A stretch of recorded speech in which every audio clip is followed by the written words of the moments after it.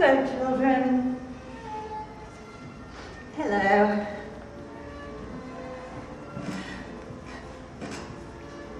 Hello, children. My name is Nurse Anonymous.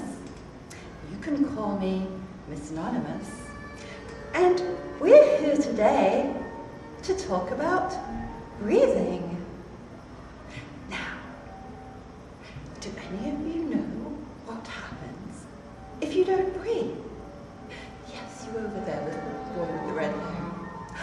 That's right, you die. Oh dear, somebody started crying already. I can't have any of that here. There's no crying in biology. Now, when you breathe, you take in oxygen and you exhale carbon dioxide.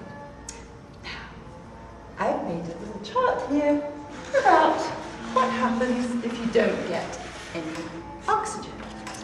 Now, how long does it take to die without oxygen? After 1 minute, your brain cells start dying.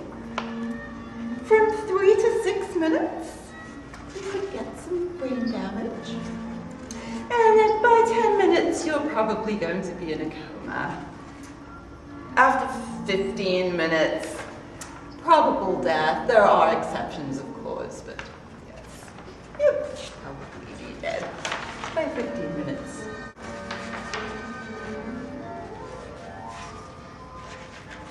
Now, I've made a little diagram for you here of the human respiratory system. And as you can see, you have the nasal cavity and the oral cavity, both of which can take in air.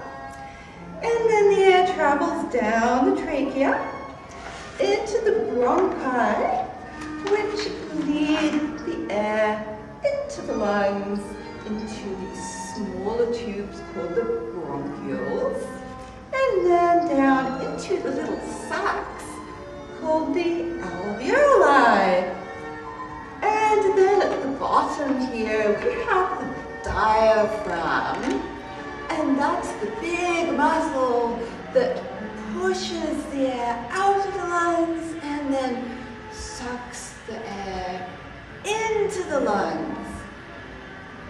Now, one of the things that stops your body from getting enough oxygen could be because your airways aren't kept clear.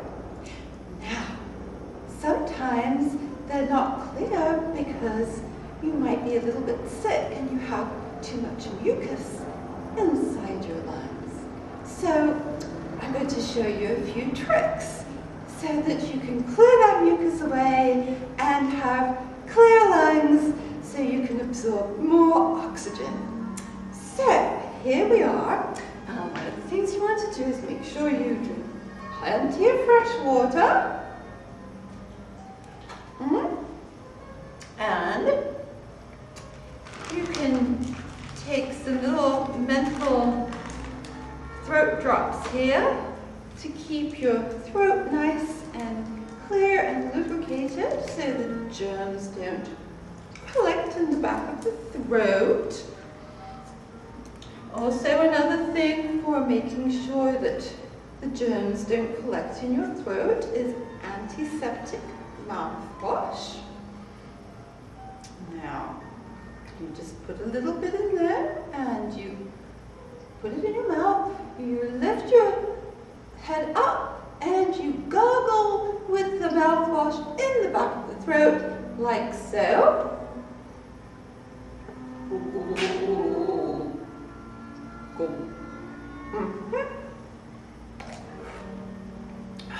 There we are, lovely. Quite addictive, actually. And then another thing you can do to keep your airways clear in the back of the nose is this lovely stuff called albus oil. And it has a mixy blend of oils in it.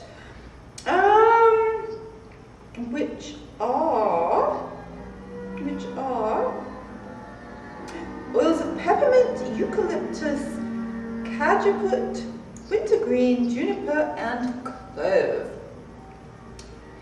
And you place one finger over one nostril, and then use the open nostril to inhale deeply, like so. Hold the nose, sniff a little bit more, breathe out, and repeat on the other nostril. Block nasal passage, open other nasal passage, and sniff.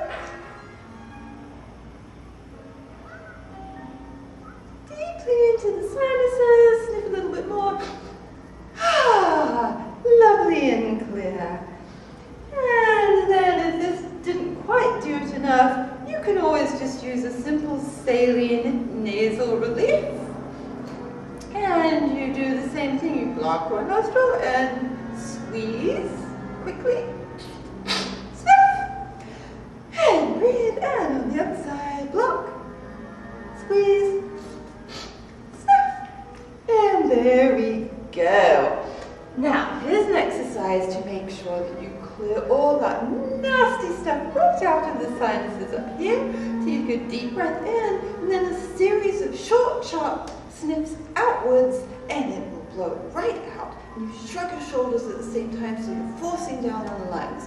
You ready? So here we go. And again. So then you will have got a little bit snotty, so you just take a tissue and you do a little blow. One nostril, and the other nostril, and a little waggle to get it all out. There we go, and you just clear it out here, and you just clear it out there. And then that's got rid of all the possible blockages in the nose and throat. And there we go. Now, in the case of having stubborn mucus around the bottom of the lungs, a very persistent, heavy mucus in the bottom of the lungs, here is another suggestion for clearing those air passages.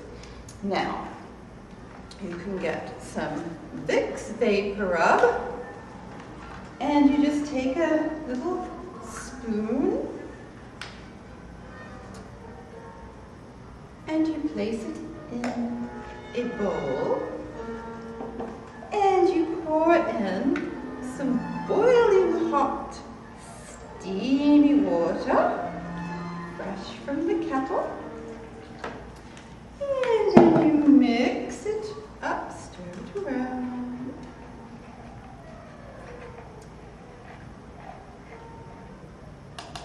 And then you place that down on your lap, and you lean over the bowl with a towel placed over your head and inhale deeply.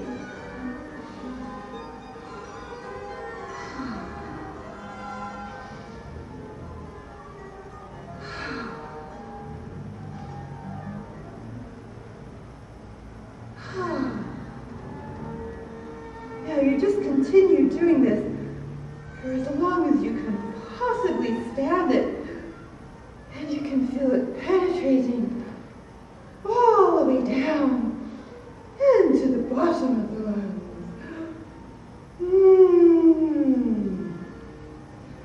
Slowly and deeply.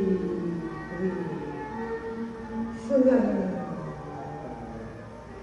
and deeper.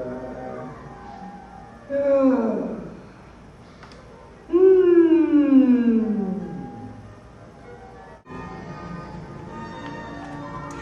Okay, boys and girls, now that we've got our lungs all super clear and our nasal passages too, and we have no germs in our throat, we're going to do some deep breathing exercises together.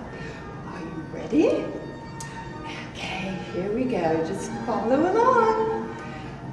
Breathing in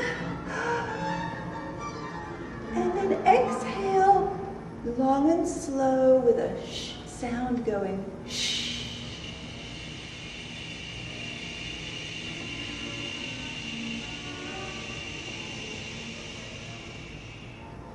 And then keep forcing all the rest of the air out of your lungs. Shh, shh, shh, shh. And then breathe in again. And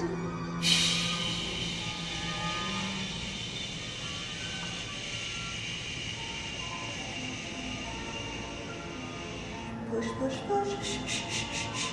Press your hands together to help. And then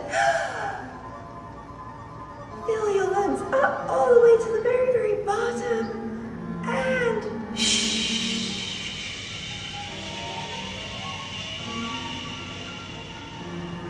press, press, press, press, press, press. And now what happens is when you press, press, press, press, press to the very end of your breath as much as you can stand it, that squeezes out all the nasty old carbon dioxide from the bottom of your lungs, and you don't want that stuff in there. And then when you breathe in, you want to think of expanding from the bottom of your lungs, because your lungs are shaped like a big balloon, so they're wider at the bottom than they are at the top. And so if you expand from the bottom, you're filling much more than if you just take a little breath at the top, at the little shallow part at the top. You want a deep, deep opening at the bottom of your lungs, and you want to feel like you're expanding 360 degrees all the way around you. So you're not just breathing in the front of your body, but you're breathing in the side and the back, all the way into your rib cage and over your ribs, so that your lungs have room to expand. Let's do it one more time together. Are you ready? And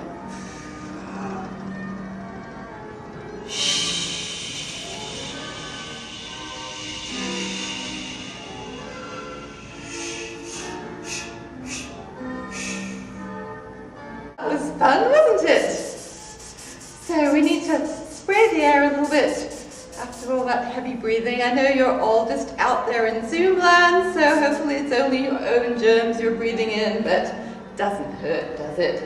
Anyway, so we're going to close our session soon, but I want to talk about a couple of other things first. So we talked about the air passages being blocked from the inside, and the other reason that the air passages can be blocked sometimes is because of external force. That's something from the outside that's pressing on your windpipe so that you can't breathe. Now, can anyone think of any reasons that they've heard about recently that might have happened? Yes, that's right, little boy there. That's right. It was the policeman kneeling on the person's neck, and it squashed his windpipe so that he couldn't breathe. Yes, so we all have to be very careful not to let anybody squash our windpipes, don't we? Now, what are the other things that sometimes happen that you have no control over that might affect your breathing?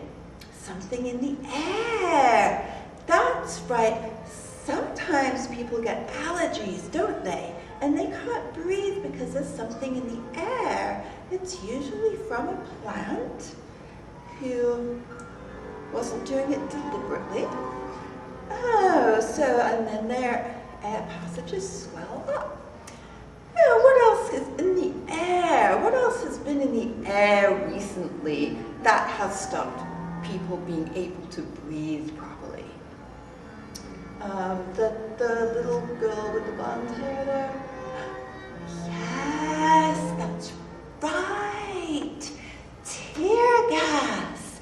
Your mommy and daddy had tear gas and they couldn't breathe, and your mother had to go to the hospital because she was having a seizure because she couldn't breathe. Oh, honey, I'm so sorry. Is she okay now? She's okay. She's at home, but she's still having problems breathing. Oh, sweetie, I'm so sorry. So, now what's another thing that's been happening recently that is because of an internal reason why people couldn't breathe? Remember, we're talking about people having too much mucus inside their lungs? Yes, that's right. The coronavirus. People have so much mucus inside their lungs that they can't breathe. And they have to go on a machine that breathes for them. Oh, yes, the little boy with the red baseball cap over there. Yes, your grandma and your granddad are both in the hospital with the coronavirus. Are they okay, sweetie? They're still alive, but they're still in the hospital and you can't go to see them. Oh, I'm sorry. I'm sorry. It really hurts, doesn't it, sweetie? Anyway, so those are some of the things that have been happening recently, why people can't breathe. So we all have to remember to stay strong and do our breathing exercises and to drink lots of water and to sanitize everything and sanitize our hands, wash our hands, and wear our masks when we go out and we go to be around people. And we want to stay away from policemen. Goodbye, everybody, and I look forward to seeing you again next time.